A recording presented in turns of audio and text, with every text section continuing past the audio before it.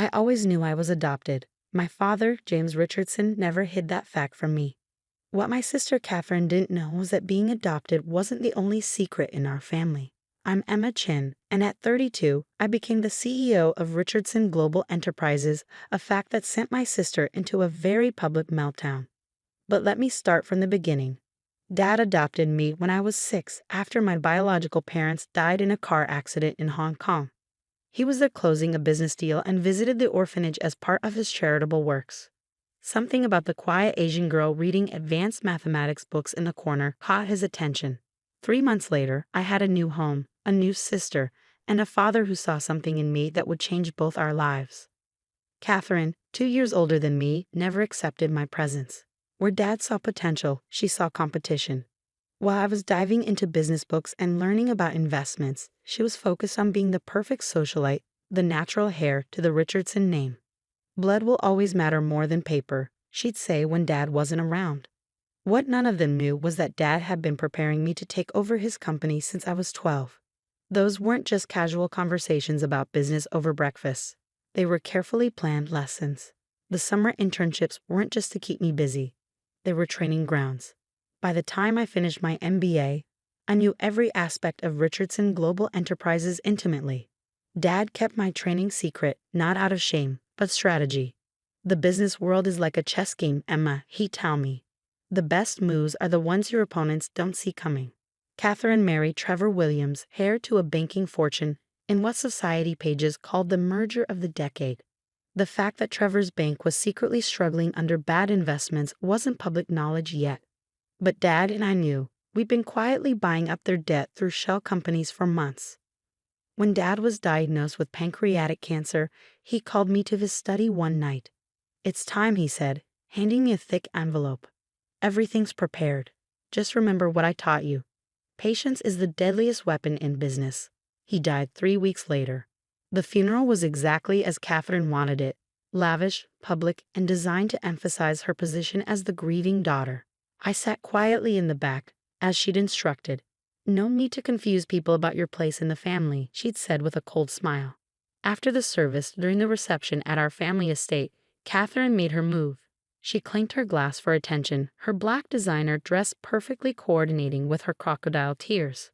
"I want to thank everyone for coming to honor my father," she began, emphasizing the my. Family meant everything to him, and as his only true child, I know he'd want us to be honest today. She turned to me, her smile razor-sharp.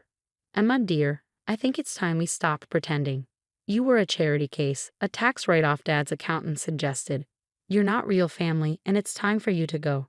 The room fell silent. 200 of New York's elite waited for my response. Trevor smirked beside his wife, probably already spending the inheritance in his head. I stood slowly, straightened my simple black dress, and smiled. "Of course, Catherine. You're right, we should stop pretending." I walked to the door, then turned back. "See you at the will reading." "Don't bother," she called after me. "Dad's lawyers already confirmed everything goes to his real heir." I just smiled again. "We'll see." 2 days later, in the Richardson Global Enterprises main conference room, Catherine's perfect world imploded. "This is the last will and testament of James Patrick Richardson," the lawyer began. Catherine sat at the head of the table, already holding a pen to sign the transfer papers. "To my daughter Catherine," the lawyer read, "I leave the following. Your trust fund will continue untouched, providing you the same monthly allowance you currently receive." Catherine's smile faltered. "That's it. Where's the rest?" "To my daughter Emma," the lawyer continued, "I leave controlling interest in Richardson Global Enterprises, all associated companies, properties, and assets, effective immediately." The pen fell from Catherine's hand. "That's impossible. She's not even a Richardson." "Actually, I spoke for the first time. I am. Dad legally changed my name years ago, and I've been serving as the company's shadow CEO for the past 5 years." "No," Catherine whispered. "No, no, no." "Security," I pressed the intercom button. "Please escort Ms. Williams out of the building. Her access has been revoked." As security approached, Catherine knocked over her chair. "You can't do this. I'm his real daughter." "Being real family," I said quietly, "isn't about blood, Catherine. It's about trust, loyalty, and vision." Dad understood that. I'm sorry you never did. I'll fight this, she screamed as security led her out. You'll never get away with stealing my birthright. I sat down in the CEO's chair, my chair. Actually, I already have. The real war, I knew, was just beginning. But Dad had taught me well, and I had plans Catherine couldn't even imagine. As her screams echoed down the hallway, I opened my laptop and began the changes that would reshape the Richardson empire. Starting with the Williams family bank. Catherine's meltdown hit social media before she even reached her car. Someone in the conference room had recorded her screaming about her fake sister stealing her birthright, and the video spread like wildfire. Within hours, #Richardson drama was trending, with people divided between supporting the rightful blood heir and the secret CEO sister. I watched it unfold from Dad's old office, my office now, while signing the papers that would begin Catherine's financial ruin. She'd made her choice at the funeral. Now she'd learned why Dad had always said I was the better strategist. Her first move came the next morning. A lawsuit challenging the will, claiming I'd manipulated our father during his illness. Her lawyers filed emergency papers to freeze the company's assets. I'd been expecting this. In fact, I counted on it. Release the documents, I instructed my legal team. Within hours, every major news outlet received copies of my official adoption papers, my legal name changed to Emma Richardson Chin, and most devastatingly, video recordings of Dad explaining his succession choice. He'd made them during his last months, knowing Catherine would challenge the will. I choose Emma, he said in the video, looking directly at the camera, not because Catherine is inadequate, but because Emma is exceptional. She's been running this company in shadow for 5 years, turning record profits while her sister was planning charity galas. Blood doesn't make a CEO, vision does. Catherine's lawsuit was dismissed within days. But I wasn't done. Remember those shell companies buying up Williams' bank debt? The day after Catherine's lawsuit failed, Richardson Global called in all the loans. Trevor's family bank, already struggling, faced immediate bankruptcy. Catherine showed up at my office, her designer outfit slightly wrinkled. A telling detail for someone who'd never had a hair out of place. "You vindictive bitch," she spat. "You're destroying Trevor's family." I looked up from my computer. "Actually, you did that when you kicked me out of Dad's funeral. Actions have consequences, Catherine. Dad taught us that, remember? Well, one of us was paying attention. He was my father. He was our father. But while you were playing society princess, I was learning to run his empire. Did you really think those summer internships were just to keep me busy? That all those breakfast meetings were just casual conversations?" Her face paled. "Those were training sessions. Every single one. Dad knew who he wanted as his successor by the time I was 12. The adoption, the name change, the secret training. It was all part of his plan. You could have been part of it too, if you'd ever shown any interest in anything beyond your trust fund. I'll tell everyone," she threatened, "about how you manipulated him, turned him against his real daughter." "Go ahead," I interrupted, turning my laptop to show her the screen. "These are the records of every transaction from your trust fund for the past 5 years. The private shopping sprees disguised as charity donations. The business meetings that were actually spa days. Oh, and let's not forget the interesting transfers to Trevor's personal account. The ones that started right after you discovered his bank was failing." She sank into a chair. "How did you? I told you. I've been running this company for 5 years. Did you think I wouldn't monitor the trust funds? Dad knew about all of it. He just wanted to see if he'd ever come clean." The next phase of my plan unfolded over the following weeks. As Williams' bank collapsed, Richardson Global swooped in to save it, at the cost of Trevor's family losing control. Catherine and Trevor were forced to sell their mansion, their cars, their vacation homes. Their society friends disappeared as quickly as their wealth. Funny how that happens. But the real twist came during the shareholders' meeting 3 months later. As I presented the company's record profits under my official leadership, Catherine made one last desperate play. She burst into the meeting, waving papers. "I have proof," she screamed.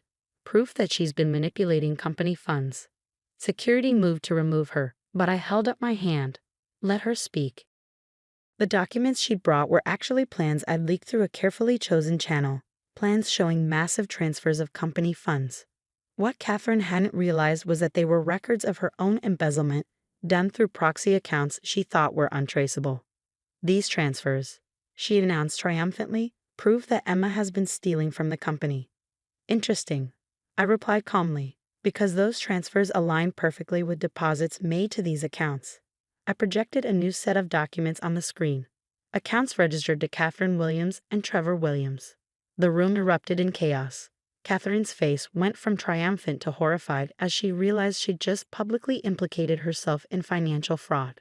You set me up, she whispered. No, Catherine, you set yourself up. I just made sure everyone could see it. The SEC investigation was brief but thorough. Catherine and Trevor were indicted on multiple counts of financial fraud. Their remaining assets were frozen. The trust fund, their last financial lifeline, was suspended pending criminal investigation. Dad would have appreciated the symmetry. The sister who'd relied on blood ties losing everything to the sister who learned strategy. 1 year later, I sat in my office reviewing the latest acquisition proposals. Richardson Global had doubled in size under my leadership, expanding into new markets while maintaining the ethical business practices Dad had valued. My phone buzzed with a news alert. Catherine had taken a plea deal. 2 years in a minimum security prison, followed by 5 years of probation. Trevor had fled to a non-extradition country, leaving her to face the charges alone. I picked up the photo on my desk. Dad and me at my college graduation, both of us smiling, sharing a secret the world wouldn't understand for years. You were right, Dad, I whispered. Patience is the deadliest weapon. A notification popped up on my screen. Catherine's auction house was selling her remaining possessions to pay legal fees. Among the items, a family photo album listed as Richardson Family Memories. I bought it anonymously and had it delivered to her prison cell with a note. Blood isn't what makes a family. Trust is. You never understood the difference. The media eventually moved on to other scandals, other family dramas. Richardson Global continued to thrive, its adopted CEO becoming known for both business acumen and philanthropic work, particularly supporting adoption agencies and educational programs for orphan children. Every year, on Dad's birthday, I visit his grave alone. I leave 2 things, fresh flowers and a copy of the company's annual report. Last year, I added a 3rd item, a newspaper clipping about Catherine's sentence with a simple note. You taught me well, Dad. The best moves really are the ones they never see coming. Catherine gets out of prison next year. Her trust fund is gone. Her society friends have forgotten her. And her husband is sipping cocktails somewhere without an extradition treaty. Me? I'm in Dad's old office, my office, planning the company's next expansion. There's a new photo on my desk now, next to the graduation picture. Me with a group of business students I mentor. All of them adopted. All of them learning what Dad taught me. That family isn't about blood. It's about choice. And sometimes the family you choose is better than the family you're born into. Just ask Catherine. I'm sure she has plenty of time to think about that now.